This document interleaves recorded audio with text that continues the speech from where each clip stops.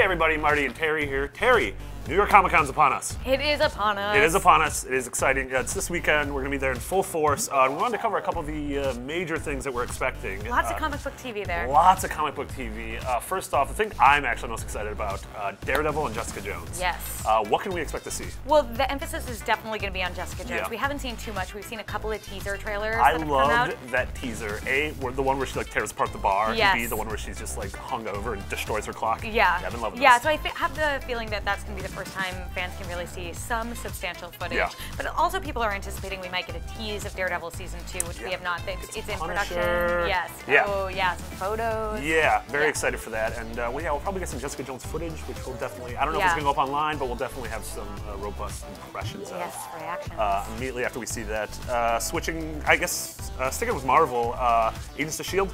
Agents of S.H.I.E.L.D. and Agent Carter are both going to be there. I think it's going to be the same sort of thing. Agents of S.H.I.E.L.D. has premiered, so we're probably going to get more about that, more about Inhumans. Yeah. But then in terms of Agent Carter, I think we're probably going to get some teases of what's coming up in Season 2. They're going to Hollywood. The cast will certainly be there. Hopefully they do a Dub Smash video because they've been all about that Dub Smash, raising money for charity. It's super fun and awesome if you've not seen it yet. Yep, very cool. I'm really curious to see with Agents of S.H.I.E.L.D. going forward how much it will tie back into Phase 3 movies.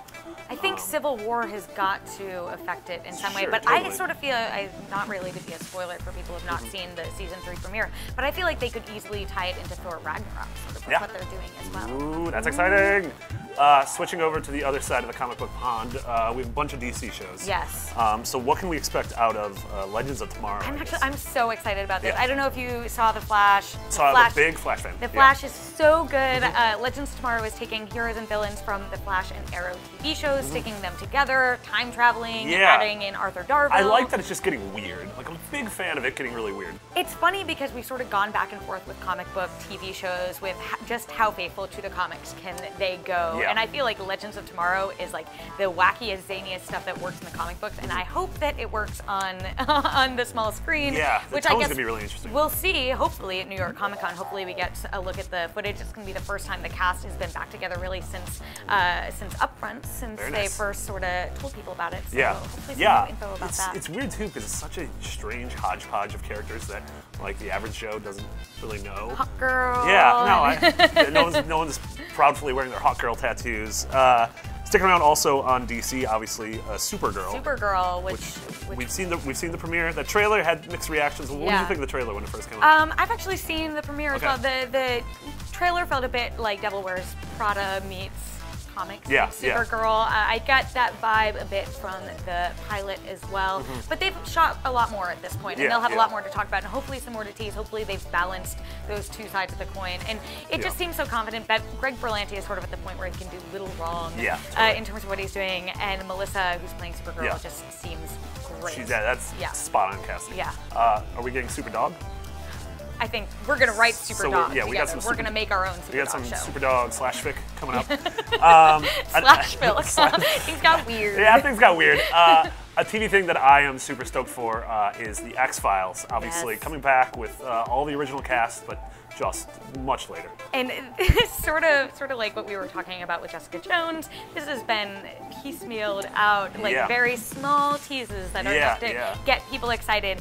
Hopefully, they're actually going to be screening. Yeah, they're showing the premiere there, so we won't be able to put that up online, obviously. No, but the second we get out of the premiere, we're going to have written reactions, we're going to have video reactions. I'm really curious. I mean, I hold the X-Files very near and dear to my heart. I think both, getting Gillian Anderson, David Duchovny back was awesome, and so I'm really curious to see how it actually pans out. Hopefully this is indicative of what this season will be, because the reactions to this could make or break how people respond to it. Totally.